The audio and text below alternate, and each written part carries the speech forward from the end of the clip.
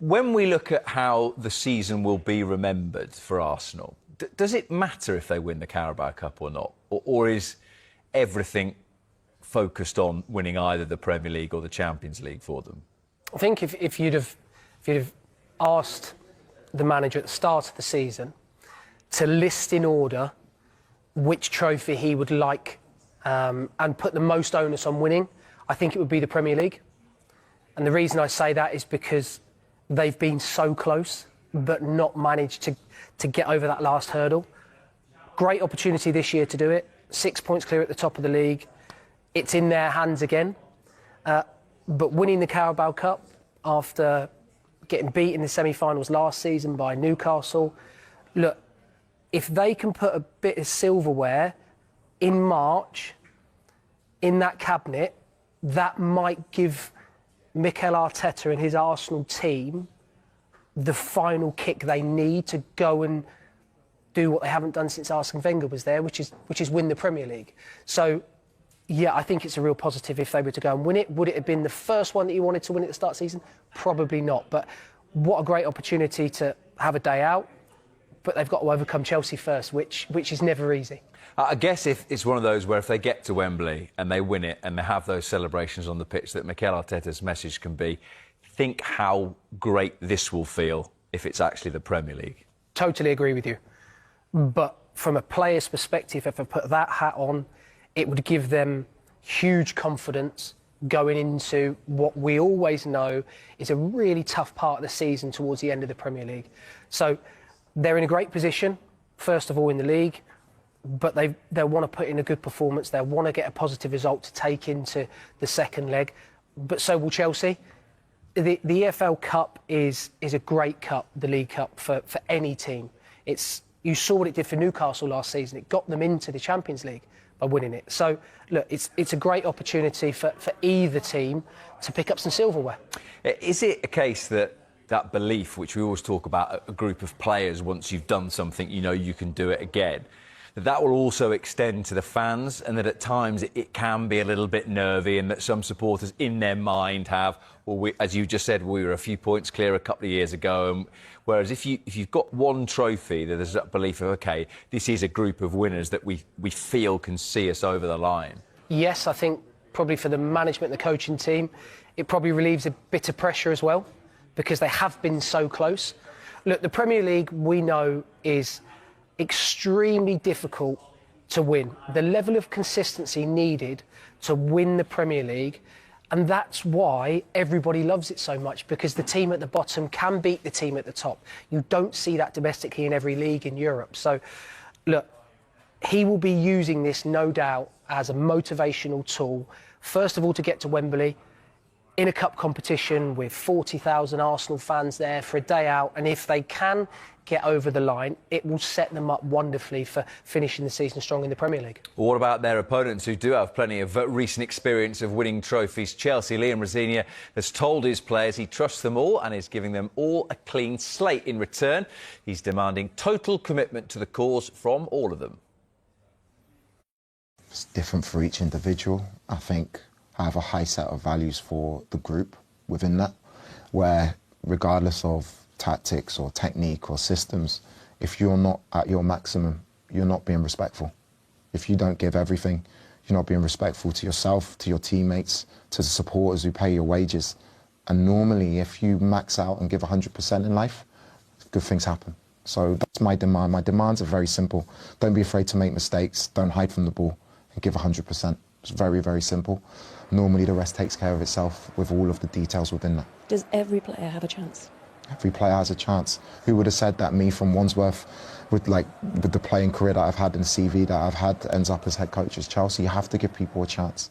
Otherwise, what's the point? You know, everyone has a dream, but to realise your dream and realise your potential, you have to max out in terms of your work ethic. One player who'll be hoping to impress Rosenior is Benoit Badiashile. The French centre-back is fit again after a series of injuries. Are you excited? Yeah, of course. Yeah, really excited. What does that, mean for you as a player? Perhaps not you, but some of the other players. Is it a fresh start? Yeah, can say this, I think. But let's not forget that Maresca was a good coach as well. So yeah, it's really good to have the new coach with us, and we'll try to do our best. Let's talk about your start of the season personally. Has that been frustrating, especially the early part because of injuries? Yeah, I had a lot of injury, but yeah, it's the past now. I'll try to stay fit until the end of the season. That's it. Are they kind of managing your playing time? Yeah, that's why. Yeah, I need to be careful and manage my time. Is there an injection of something when a new manager takes over in those first few training sessions? Yes, the players that weren't in the team, like Liam has said there, everyone is starting from the same point. Those players will definitely have more of a smile on their face. They'll think there's now an opportunity to impress the new coach coming in, because they'll want to be picked when he's selecting a starting 11 or an 18 or a 20-man squad. But it shouldn't be that way, but it is. Unfortunately, having been through it as a player many times, Liam, will have gone in there, and listening to him speak, his messages are clear. His messages are simple. His expectations from his group of players, there's not one player that could watch that and not know what their manager expects from them.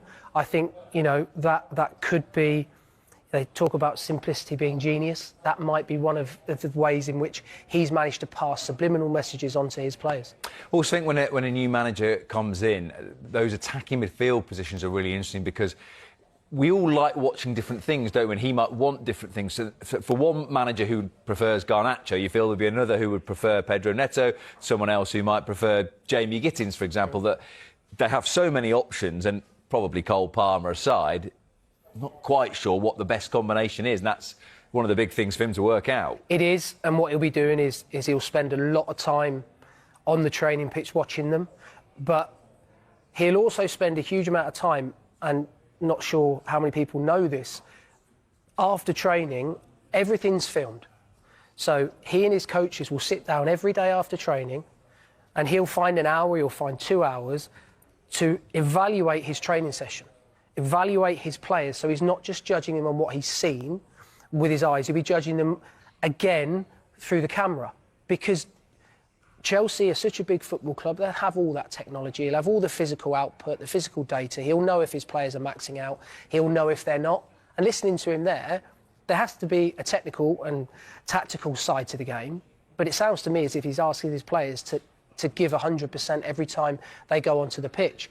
He's got some exceptional attacking players to pick from. What he needs to do now, alongside his coaching staff, is work out what is the best combination of players at the top of the pitch to give him the best opportunity of winning games. Do you think also that there is a mentality to question a little bit with him, particularly discipline-wise? They keep getting players sent off, that because it's a young squad without that John Terry, Frank Lampard figure, that's something he needs to try and get into them, is a bit of leadership, a bit of game management at times. That is big in making this team better. Yeah, I think you want your players to play on the edge, but you don't want them to go over, and therefore you don't want them to get sent off. You don't want to be without 3 or 4 of your best players in the squad because they've made a stupid decision and got sent off.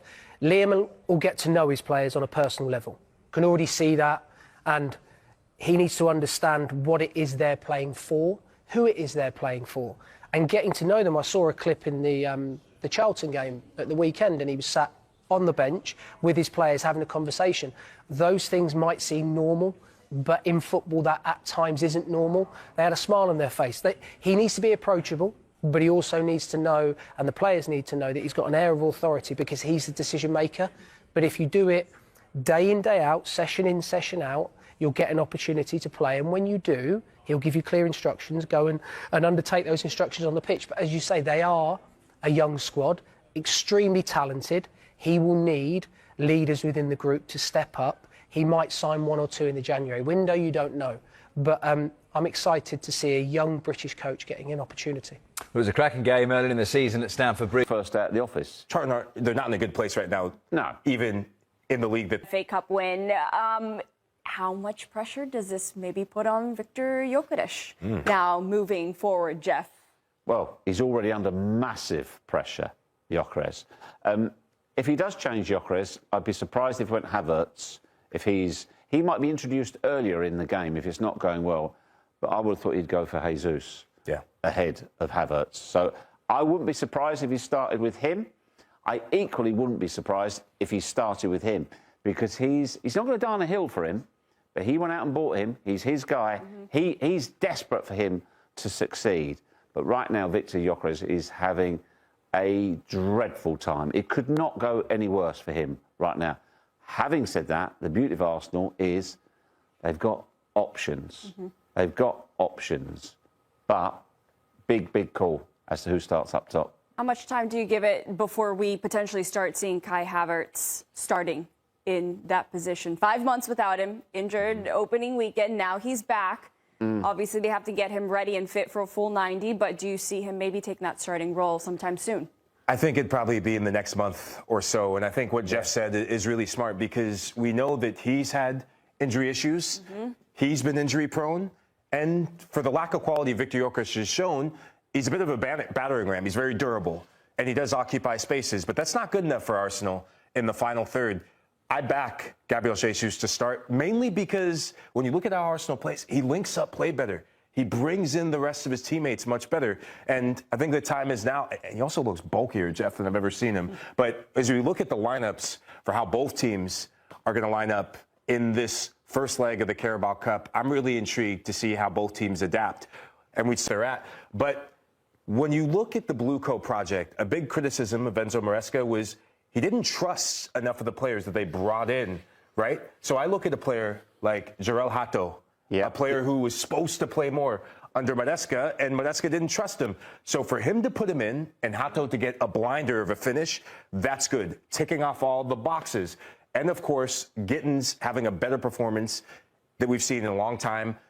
Esteval comes in off the bench. So I just thought it was saying yes to the Blue Coat project, doing what upper management wants. But also, when you're a new manager coming in, and I remember this as a player, if I wasn't playing, these are your moments to shine and say, hey, I'm available. I want to be in the plans.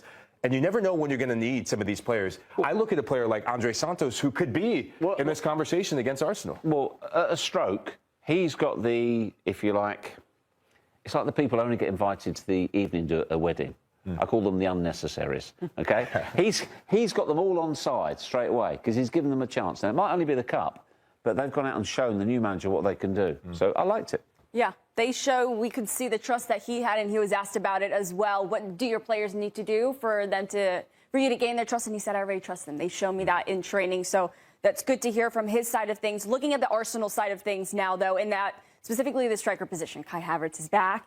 He subbed in over the weekend in Arsenal's. Start with the Chelsea conversation. No Moises Caicedo again. And just about every time Chelsea play Arsenal, it seems like Moises Caicedo is missing in action because of disciplinary issues. So the question becomes, who fills in? I'm saying Reece James pops up in midfield. And Reece James, when we were talking about who's the better midfielder, Jeff, Declan Rice or Moises Caicedo, Reece James was the answer. But now I want to see from Reece James to the midfield. My next question, if you're Rossini, is where do you put Cole Palmer? We have him listed as an attacking midfielder, but Cole Palmer could easily slot to right wing. You could interchange Esteval in there. You could move Enzo Fernandez, bring in Andre Santos. So there are some questions Rossini needs to answer to get the best out of Chelsea. I like that Chelsea setup. I mean, it could be Jorgensen in goal. Could be. That's another choice that Liam's got to make. James absolutely stole the show in the Premier League game at the Bridge. He was the best midfield player by a million miles on the pitch. He was fantastic.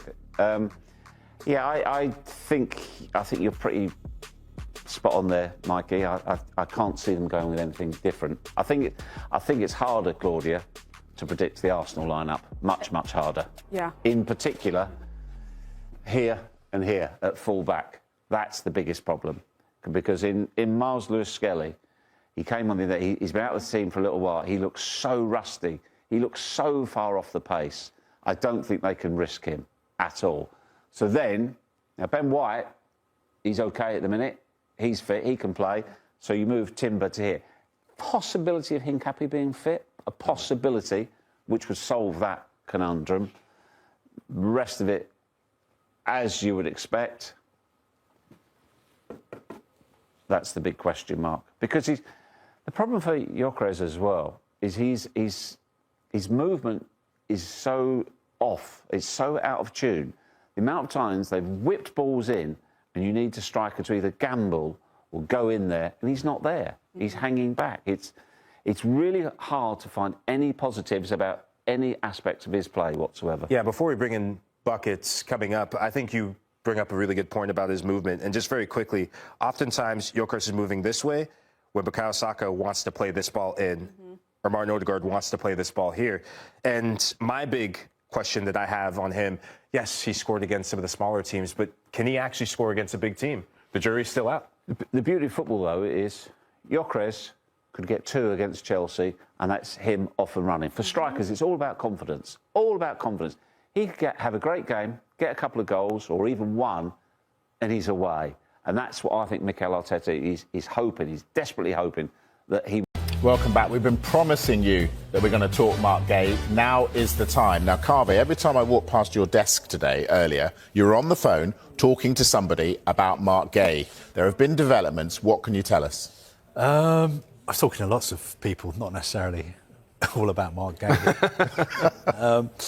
Look, the race to sign Marc Guéhi is wide open at the moment. There isn't a front runner. There is no favourite. But I think we can narrow it down to 4 clubs. And the most interesting one at the moment is Manchester City, because we believe that City are the one club who are interested in signing him this month as well as next summer. Now, to get him this month, obviously they would have to put a pretty big transfer fee offer to Crystal What's the big Palace. transfer fee? Given that he nearly went for 35 million on deadline day, so what's the big transfer fee in January? So last summer he had a year left on his contract. Now he's got less than 6 months. Last summer, £35 million was almost enough to get him. I'm thinking still somewhere between 20 and 30 million pounds would be the kind of figure that. Well, he's worth that, surely. Well, he's an England international, but the only problem is that you could potentially get him as a free agent in the summer, and Manchester City are looking at that option as well. What we know is that City are likely to sign a centre-back this year because there are question marks over the future of John Stones, Nathan Ake as well. And obviously it makes sense to look at Marc Guéhi because he's available for nothing in the summer. But the big question is, will they offer enough to tempt Palace to sell him now? And our information is that they've not made an offer for the player, but potentially watch this space over the next few days, because there are also 3 other clubs who want to sign him. Spill the beans. But they want to sign him in the summer.